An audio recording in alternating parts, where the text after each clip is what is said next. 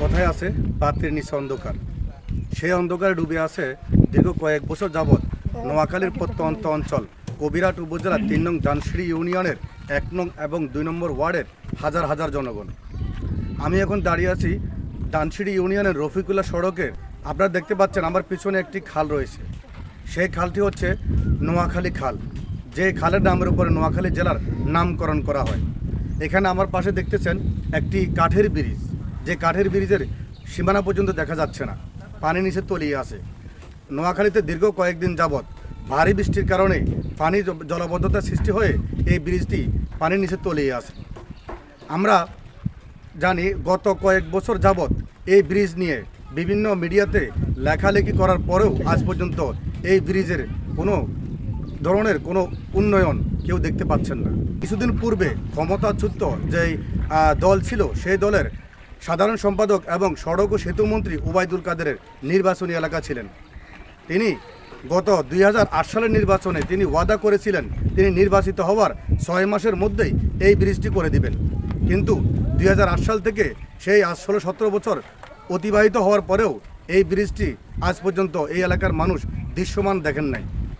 শুধু তাই নয়, এই ভারী বৃষ্টিতে জলাবদ্ধতায় মানুষের জনজীবন বিচ্ছিন্ন হয়ে আছে।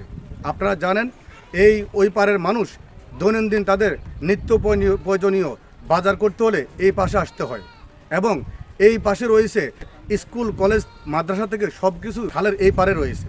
তখন এই মানুষগুলো এই পারে কিন্তু দৈনন্দিন এভাবেই জীবনের ঝুঁকি নিয়েই পারাপার হতে হয়। আপনারা আমার পাশে দেখতেছেন এই ব্রিজটি ডুবে যাওয়ার কারণে মানুষ পার হতে পারে না।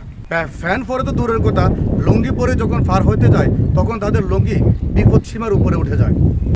এখন মানুষের দৈনন্দিন কাজগুলো সমাধান করার জন্য বেছে নিয়েছেন কলা গাছের ভেওলা।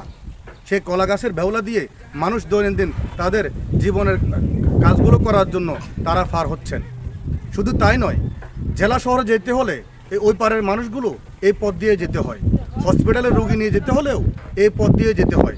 তাহলে এই এলাকার মানুষ বারবার এই ব্রিজটা নিয়ে দাবি করার পরেও ক্ষমতাচ্যুত সেই আওয়ামী লীগ সরকার করেন নাই এই ধরনের একটি ছোট্ট একটি ব্রিজ।